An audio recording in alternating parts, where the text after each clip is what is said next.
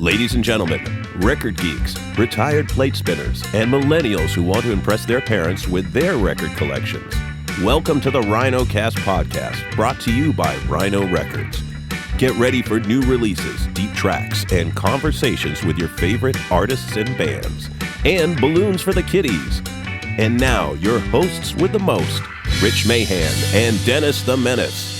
This week on the Rhino Podcast, we celebrate the 40th anniversary of Rod Stewart's Blondes Have More Fun and talk with master drummer Carmine Appice about his career, his time playing with Rod, and his recollections on recording and touring this classic album.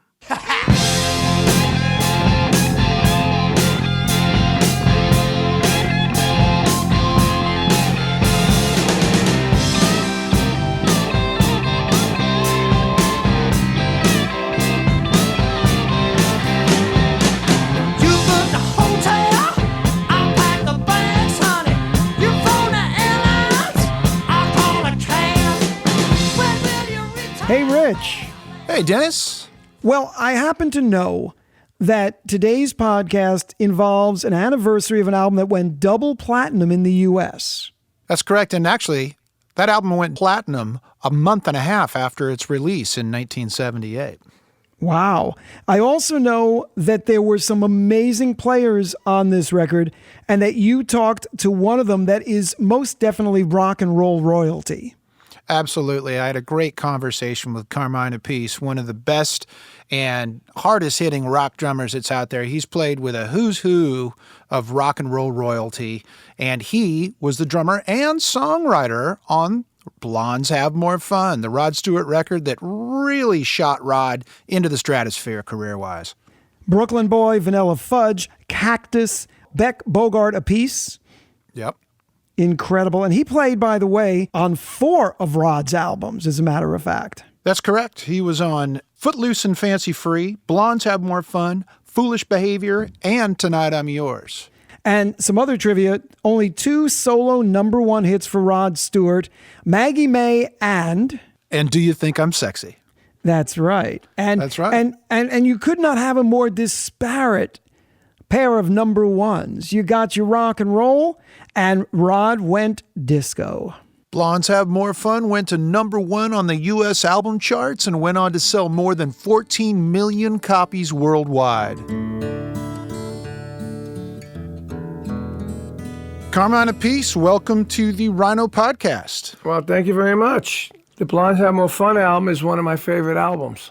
Well, its 40th anniversary, it was huge for Rod. It led to the biggest tour that he'd ever had up to that point, and you were a major part of it. But your start was with Vanilla Fudge. Why don't you tell us how you got hooked up with them and got going in the music biz? Basically, my Vanilla Fudge trip started in 1966. I was asked to join a group called the Pigeons. They said, we're going to try and make it with these big production numbers that are going on in Long Island that the Vagrants were doing.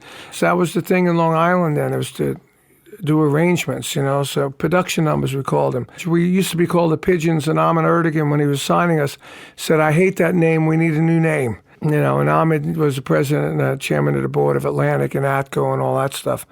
And so somebody came up with the idea that we were like a white soul. So Vanilla Fudge sort of fit that white soul thing. So then we became Vanilla Fudge and we started doing the arrangements. And because we had 4 vocalists and we had really 4 really good musicians, so that separated us a little bit from everybody else. And especially Mark Stein, who was an amazing vocalist, Yeah. The only other band that was that was going around that had a vocal of that, the 2 bands. The Vagrants had Leslie West as one of the vocalists, and you had Billy Joel in the Housells, but he didn't make it for another 7 or 8 years after that. But he was funny. Billy Joel was a great voice and great writer and all that. So we happened to make it, and the song "Keep Me Hanging On" was the one that broke us. We did a demo with Shadow Morton. He presented it to Ahmed and presented it on the radio to Murray Kay, and they played it and did contests, and we kept winning the contests, and then Ahmed signed us on that demo. Yeah, that was a huge hit for you guys. 2 times, And the amazing thing about the Fudge is when the album came out, the album went from number 200 to number 33 in the second week. The single, Hanging On, only went up to maybe number 60, 65 at that time, but the album went all the way to number 4. That was an amazing thing back then, because usually in order to get a big album like that, you need a smash single. Everybody else always had smash singles. We didn't. Then the smash single came later, a year later, and they re-released Hanging On in September 68, which was a year and 2 months later, and then it went to number 4. And then at that time, we had 2 other albums on the charts, and the first album was still number 70, but it brought the first album back up to the top 15. So we had 2 albums in the top 20 and one other album in the top 50 and a top 4 single. You guys were crushing it. Yeah, we were killing it. Set me free, what's on you, babe? Get out my life, what's on you, babe? You really don't want me, you just keep me hanging on. So you were out touring, people wanted to open for you, and of course, one of the interesting bands that opened for you in 1969 was none other than Led Zeppelin. Actually, it was 1968, December 26th. It was in Denver, Colorado. Spirit Vanilla Fudge was I think it was a 5,000 to 7,000 seat arena there. It was already sold out, and the agent was the same agent we had, and Zeppelin had the same lawyer that we had. And we knew Peter Graham, the manager, and so between the managers, the lawyer, and the agent, they booked Zeppelin on an already sold-out show that the promoter didn't want to pay $1,500 for them because it was already sold out. They didn't need them. So we made a deal that Vanilla Fudge would pay half the $1,500 and the promoter would pay half. And that's how Zeppelin got on that first date in America, the very first show in America. Wow, that was very generous, you guys. Yeah, I know. I said, boy, how about some interest on that and pay us back? Was it true that you got John Bonham his endorsement with Ludwig drums? I did. I called him up and told him that John Bonham was a great drummer and they were a new band and I thought they were going to be big. And he wanted a drum set just like mine, which had the 2 big maple 26 bass drums and a big floor tom in the middle, 2 big toms on the side, 3 cymbals and a hi-hat, and a gong. He saw my kit and just flipped out and said, man, can you help me get a set like that? So I said, yeah. When I called him and said, these guys are going to be big, that's like an understatement of 5 decades, Yeah, no kidding. No kidding. What ran through your mind the very first time you saw them play? Well, we blew a lot of bands off the stage in those days. Mm-hmm. We were saying, who's going to blow us off? It was them. Wow. Once we saw them, we said, oh my God, these guys are really incredible. So, on that particular tour, they didn't blow us off on that tour, but the next tour, their album was out and their album was gold already, and they already caught up to us as far as how big we were. They were that big already in 6 months. Really? So was the second tour more of a co-headlining tour? It was a co-headlining tour. Did you ever get a chance to jam with John at all? Do a double drummer thing just on stage, sound check time or anything? Yeah, not full drums. Like when they went on, one time me and Timmy went on and played How Many More Times in place of John Paul Jones and Bonzo, Oh, really? Yeah, in the middle part, Robert and Jimmy did this big, bow and vocal thing. And then the drums come in, you go, boom, right into the song again. Yeah. And we saw Robert elbowed Jimmy and said, turn around, look at that. It was me and Tim playing. Then we would play shotgun, and they would come on and play with us, and John would, pick up a pair of sticks and bang on the floor tom-tom and the cymbals and stuff next to me, Oh, man, you guys must have had a blast. Those were the fun days because it wasn't really a business yet, Right, you're just there for the love of the music. Really? We were, and just having a great time. The whole scene was different. There was all the groupies. Nobody was really, everybody was into partying after gigs. Not like today, we're all too old for that, What led you to leave Vanilla Fudge? Well, we were having internal problems with the guitar player. He did too many drugs at one point. And one of the gigs we did in 1969, before we started the Led Zeppelin tour with us, was a gig with Jeff Beck Group. 10 years after, Jeff Beck Group and Vanilla Fudge, and we were the headliners. But Zeppelin went up and jammed that night, and it just tore the house down, and we had to follow that. And then that night, Bonzo told me that Jeff Beck wanted to play with me and Tim. So it was going to be me, Rod, Jeff, and Tim. Originally, we were going to call it Cactus. And then Rod didn't want to work with Jeff because of his financial problems. And then it was me, Jeff, and Tim, and we were going to find another singer. But then Jeff had a car wreck, one of his hot rods, and put him 18 months behind in a hospital and recovering. So we found Jim McCarty, who was in Mitch Ryder and Detroit Wheels, and Buddy Miles, who was a fairly known guitar player. He was American. And Rusty Day, who was a singer for the Amboy Dukes. So it was like a super group, but it was on a smaller level without Jeff Beck and Rod Stewart. So Cactus did okay. And then we got another call from Jeff Beck's camp saying that Jeff still wants to play with us. And he was getting ready for a summer tour. And he wanted me and Tim to join him on the summer tour. And it was the Jeff Beck group featuring me, Tim, and Jeff.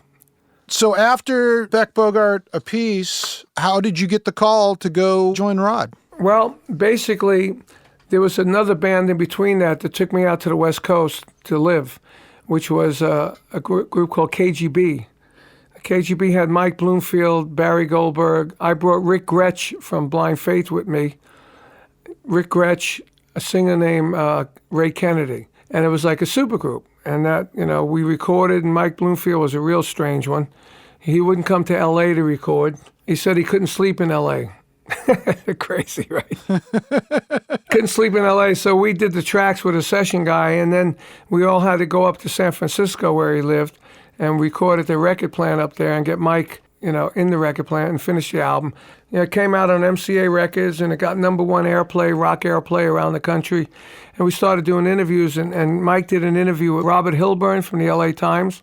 Mike Bloomfield's telling everybody, via the LA Times, that he would never play with me and Rick or with Ray Kennedy, that it's not his cup of tea kind of musicians.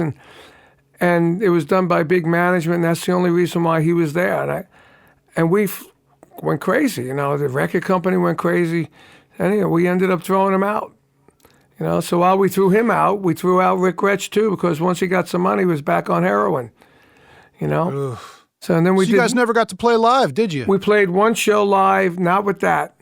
We had this guy Greg Sutton and Benny Schultz replace those two guys, and we went out on a tour with Joe Cocker. And those are the days when Joe Cocker was throwing up on the side of the stage into a rubbish bin. I ran into a friend of mine, Sandy Gennaro, that lived in California at the time. And I said, "Hey, how you doing?" He goes, "I just came back from an audition with Rod Stewart." I said, "Oh, cool. Did you get it?" He says, "No, I didn't get it." He said, "You should call him." I said, "Okay." Now, when we were Cactus, before we broke up with the original band, we did 30 or 40 shows with the Faces. So we knew Rod. I knew Rod from the Jeff Beck group. We knew Ronnie from the Jeff Beck group. Then we met the other guys, and we hung out, and we tore up hotels together, and we did, we were already into that whole phase of our career of destroying each other's rent-a-car and all that stuff, So I called Pete Buckland, who was the ringleader of all that stuff, and I said, "Pete, it's Carmine, you're looking for a drummer? I would love to play with Rod." So he said, "Let me call Rod and tell him." So he calls Rod, he calls me back, says, "Well, look, the band is here auditioning drummers. Why don't you come down and see if you like the band?" I said, "Oh, that's a switch. I'm going to see if I like the band." Okay. I took my good car up to see Rod, because I figured, I knew Rod was a car guy, so I went up I took my Pantera with me. And then when I drove into Rod's house, he had all these Ferraris and Lamborghinis and, Mercedes and Porsches and everything. And he had a 6-car garage. So they cleared 4 of the cars out, and the cars were sitting up in the circular drive. And I put the Pantera up there, and then I went into the garage, and they had the band gear set up. And if you go beyond the garage, they had like a pool and a pool house. And that's where the guys were. They're all in their bathing suits hanging out by the pool, enjoying Rod's house, Rod was in London, so I said, "No, this is the kind of band I want to be in, Yeah, no kidding. Right, so we played together, and it was great. That's guy Billy Peake playing guitar. Gary Granger was a young guy that did like Joe Walsh stuff. Jim Cregan was a an all-around kind of good, really good guitar player. Billy Peake was the Chuck Berry expert. There was Phil Chen, this guy John Jarvis on keyboard, and me. And we played, and it was great. We had a great time. So, But Rod wasn't there that time. Rod wasn't there. So Pete said, what do you think? I said, I like it. I would love to do this. He said, let me call Rod. He calls Rod. So Rod says he's coming back in a couple of days, that I should come back. So I came back, and we played now with Rod. And then Rod looked at me, and he took me to the side. He said, look, if you want to do this, I'd love to have you. I know you have fans out there. He said, you could do a drum solo, keep your fans happy. And it was actually a really fair deal, considering, Rod was really big on his own. But on the tours, he gave the band like a percentage of the road, which was really nice of him, It's very generous, yeah. And what year was this? It was 1976. I think it was like August. And so what was the first thing you guys did together? Did you start rehearsing back catalog material with him? We started rehearsing for a tour that was coming up. He had a European tour booked, started in Trondheim, Norway, in a little theater, But we rehearsed for 6 weeks, every day, including weekends. We might have had one day off, but I mean, really, Rod really, this was his baby coming out, his own band. We were called the Rod Stewart Group, and we were like the band that he handpicked to come out with, Right. We rehearsed, and we really were tight, and we really got really good. First gigs were good, and then, it got tighter and tighter. And then after that tour, I know we spent Christmas in London that year, but then we recorded the Blondes Have More Fun album. You are the co-writer on Do You Think I'm Sexy on Blondes Have More Fun. I was. Tell us about the songwriting process. Tell us about how you guys came up with that one. Well, basically, Rod was always looking at charts, and saying, I want a song like that. Like if you listen to the Mighty Queen, there's chord changes in there that we ripped and put it in You're in My Heart, So he always did that. Interesting. Yeah, so he was like, I want a song like Mr. like the Rolling Stones. He told the whole band, Yeah.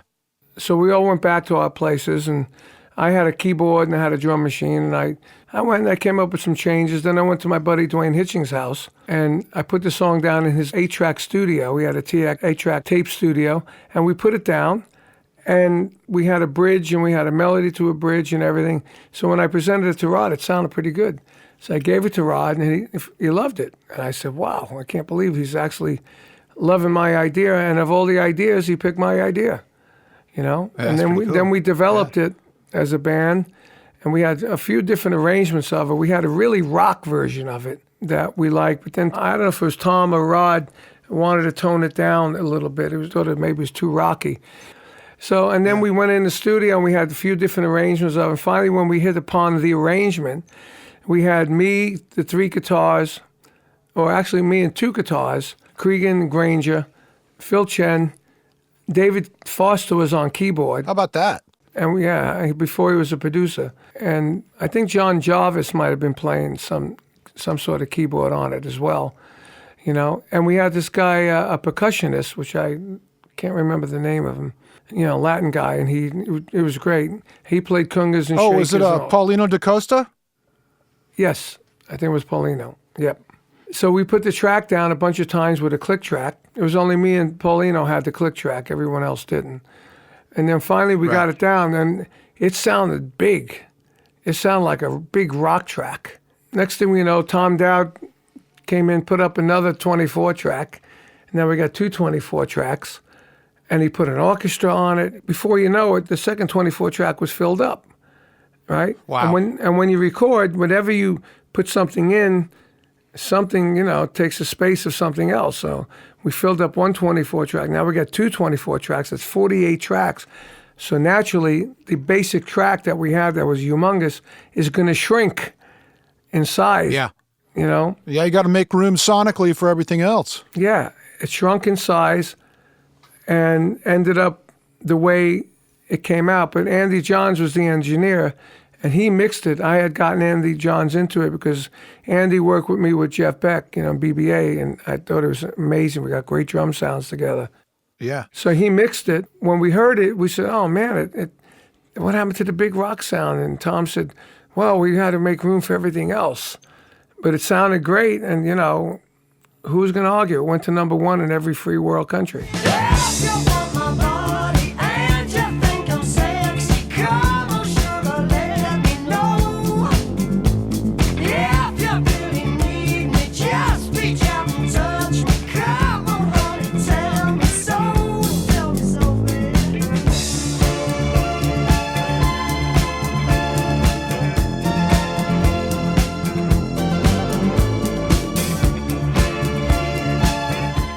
What about lyrics on that one? Did you collaborate with Rod? or did Rod write the lyrics? Rod always did the lyrics. Rod always was magic with lyrics. If you listen to all his songs, they were always everyday sayings, you know? Every picture tells a story. You're in my heart. Tonight's the night. You know, hot legs. Do you think I'm sexy? Yeah. You know, all of his big songs, you know, passion, you know, were all like everyday words that you would say. They're not like something brand new. Right. You know? Well, I think that makes it relatable and it makes it easy for people to connect to it. Exactly. Like, and that's what was great about Rod and all his songs throughout his whole career. It was awesome. When it was finished, when we heard him do the vocals, we said, wow. We knew it was going to be a hit because everything we did was a hit back then, you know? Well, that was it. The record before, I mean, Footloose and Fancy Free was a number 2 record in the U.S. And Hot Legs was a top 10 single. You're in My Heart was a top 10 single, you know? So we knew we were going to have another big record, but Do You Think I'm Sexy and Blondes Have More Fun took it to the next level. Well, you know? check this out. The album went platinum by the end of 1978. It had only been out a month and a half, and it was already platinum. Exactly. Yeah, so you had mentioned that Tom Dowd produced the record. He's a famous producer. He's produced so much amazing music. What was it like working with him? What was his production style? Well, he was very laid back. It was almost like he didn't produce it, You know, he listened to Rod, but what he did do was when Rod had an idea, right? Yeah. If he had an idea like for something, Tom would take the idea and tell the band musically what Rod was talking about. Like Rod would say, well, I want the key to go up. So Tom would say, well, I want the key to go from, you know, we're in G sharp, so let's take it up to A. So Tom would explain it in musical terms. So he was good at interpreting what Rod was hearing. I think that was his really a fine point about him, as well as, you know, seeing a vision of Do You Think I'm Sexy with strings and everything. I don't think Rod saw that vision. You know, I think that was Tom's vision because he wanted to Miss You by the Rolling Stones, which is all guitars. And, you know, Rod's version of was you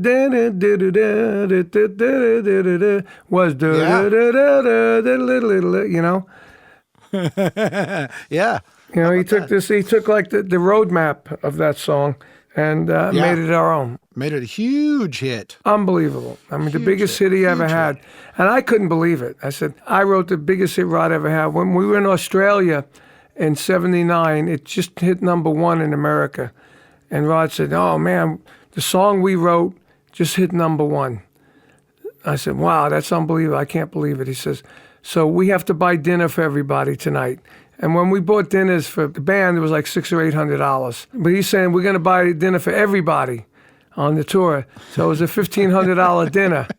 You know, and I never got a dime yet from the song, you know. But there I am, splitting the $1,500 dinner with Rod. Yeah, but I bet it paid dividends. Oh, my God. It was unbelievable. Well, the second single that you guys released off the record was Ain't Love a Bitch, which came out in January of 79. Why don't you tell us about that one? It's another saying, right? The lyrics is, it's another saying, ain't love a bitch. You know, how many times do people say that, you know? You know, that one was just, it wasn't recorded as a single. It was recorded as just another song on the record. You know, most of the songs were done like that. You know, there were certain songs that we recorded as singles. Sexy was recorded as a single, You're in My Heart. Hot Legs, Passion. But that song wasn't really recorded as a single. It was just a statement, you know, a Rod statement lyrically. And it was supposed to be along the lines of like a Maggie May kind of story, you know? Been in pain and I've been in shape, but ain't love a bitch. I've been in fights, locked away for nights, but ain't love a bitch.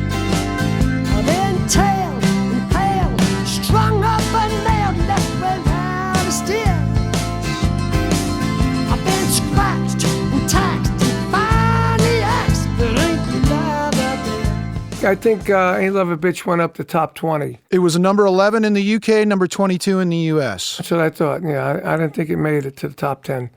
Yeah, in England, everything Rod did was top 15. He could have farted on a record and we went top 15. But thinking about it, you would think the title track would have been the second single. Yeah, but it was the third single. It came out in April. Came out in April of 79. We did the actual song, Blondes Have More Fun, a video for it. We wanted to try something different, so I had all these cymbals around the drums. I had like maybe 4 or 5 cymbal stands holding cymbals. So I said, well, why don't we get all these blondes around the drum set holding my cymbal stands in, 2-piece outfits and just real sexy looking, surrounding me. High heels, all that stuff. And we played the song. And it was I had to take it easy on hitting the cymbals though, because, the cymbals are fairly heavy. And then we had to also tape up the bottom of the cymbals so you couldn't really hear them. The cymbals will drown out the PA system that's playing the track, and then you couldn't hear nothing. But that was really, really cool. Is it a matter of opinion, or just a contradiction? But from where I come from, all blondes have more fun. We'll just watch them sets on Saturday night. Peroxide causing all the fight, so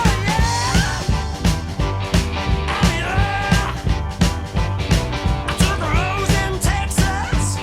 She gave me plenty of practice, but I couldn't touch a surface. So as you guys started to go out and tour and the record kept selling and getting bigger and bigger, did you have to move to larger venues? Were you seeing the crowds get bigger and bigger all year? Yes, oh, totally. When we went to Australia and Japan, the Far East tour we used to call it, New Zealand, Australia. New Zealand, we played a stadium. All right, it must have been 40,000 people. The time before that, we played like small theaters. Not small theaters, maybe 3,000-foot theaters, 5,000-seat theaters. When we went to Australia this time, we played 6 nights in an 8,000-seat place, plus a 35,000-seat stadium. Right? Whoa. And it was all sold out. We went to Tokyo. We played 5 nights at the Budokan, sold out, all in advance. When we did the American tour was sold out in advance, and we did 6 nights at the Forum in L.A., 5 nights at the Garden, 4 nights at Cobo Hall, 4 nights at the Cow Palace, 2 nights at the Coliseum in Seattle. It was crazy. I think we did Nassau Coliseum too. After the 5 nights at the Garden, we might have done 2 at Nassau Coliseum. So I tried to talk Rod into doing a 7th night at the Forum, because Led Zeppelin held the record at the Forum of 7 nights. He wouldn't do it. So you wanted to tie him? Yeah, I said, let's keep it at 6. We're good. We sold out 6. That's good. I said, okay. That was the biggest run of shows I've ever done in my life. It's funny because I was just emptying out my press boxes as I'm moving my house in L.A., and I found all the itineraries and schedules for the Rod tours, which I still kept. I read a lot of press about the tour and, about my drum solo in the tour and about the band being one of the best rock bands on the planet, And there's good musicians, and Rod was the greatest frontman. There was nobody like Rod Stewart in those days. Yeah. He was the best. Yeah. He had the greatest voice, the most unique voice, and he was all over the stage. He was just tremendous. Wow. And he's always been like that. And it was funny because when I told Rod when we were going to Japan, I said, I'm pretty big in Japan. So I've been in the Music Life polls, which is like a big poll in Japan for drums in the top 5 for the last 20 years. So we played Fukuoka. After my solo, Rod would come out and go, Carmine Appice on drums. They were cheering so loud he couldn't even hear himself in the monitor. So after the show, he said, we're doing a Tokyo press conference. I want you to sit next to me because obviously you're right. You do have a big following here. I said, yeah, I told you. I said, I wasn't lying, So then the next night we had the same reaction. Then the next day we went to Tokyo. We did a press conference. I sat next to Rod. And sure enough, the only ones that got questions in the whole band was me and Rod. It was great. It was a good, he was like the captain. I was like the co-captain. It was great. Let's talk a little bit about what you've got going on this year, 2019. Well, actually, Right now, I'm getting a release ready for a January release for my complete Guitar Zeus records with 4 brand new tracks that never were released in America. You know, I got some of the great guitar players of all time on it. You know, like Brian May, Neil Schon, Yngwie Malmsteen, Steve Morse, Paul Gilbert, Richie Sambora. So you couldn't get anybody who knew how to play? I got people that couldn't play. No, they were awesome. Everybody played great solos. Brian May did a wah-wah solo, which he never does. You know. No, and, that's great. yeah. I got Zach Wilde, Mick Mars, Elliot Easton from the Cars. I also got Bob Daisley. Love him. I got Bob Daisley on bass. Tony Franklin's on all the bass tracks mostly. I got Kelly Keeling playing rhythm guitar and singing. I got Doug Pinnick doing a vocal. I got Ed Gewinner doing a vocal. And I got crazy combination, Doug Pinnick and Yngwie Malmsteen. Because Yngwie wanted to do a track with Doug. Then I got Mick Mars wanted to be on a track with Ed Gewinner. Yeah, it's crazy, you know, crazy combination. Great collaborations. And what's the title of that one? It's called Carmine Appice Guitar Zeus. And what about live shows for you this year? Live shows, we've got Vanilla Fudge shows. I got shows with my brother being booked. And there's supposed to be some more Rascal shows towards like summer and fall. Well, Carmine, thank you so much for taking time to tell us all these great stories and about your time playing with Rod and the Blondes Have More Fun album, celebrating the 40th anniversary this year. Yeah, and if people want to hear more about these kind of stories and the stories through my career, they can get my book, Stick It, My Life of Sex, Drums, and Rock and Roll. You can get it at Amazon. They could order it on my website, carmineappice.com, which I autograph it and we send it back. They could also get the Guitar Zeus record there as well. Cool. Well, thanks very much. Cool, man. Great to talk to you. See you on the road, okay? All right, cheers. Cheers. Tired of buying penthouse and we and hustler. It's Friday night, I'm all alone, still a bachelor. She said you call me when you finish work. Haven't heard a word all day. Whoa. Well, Rich, I sure did learn a lot about Blondes Have More Fun. So now's a great time to revisit this record. Of course, it's available on all of your favorite streaming platforms. You can listen to it on Spotify, Apple Music. Go out and listen to it where you like to listen to it and have a blast because it is a really fun record. And last but certainly not least, don't forget to hit that subscribe button so you don't miss the next Rhinocast. Executive producers for Rhino, John Hughes and Lauren Goldberg. Produced for Rhino by Pop Cult and Rich Mahan Promotions, all rights reserved.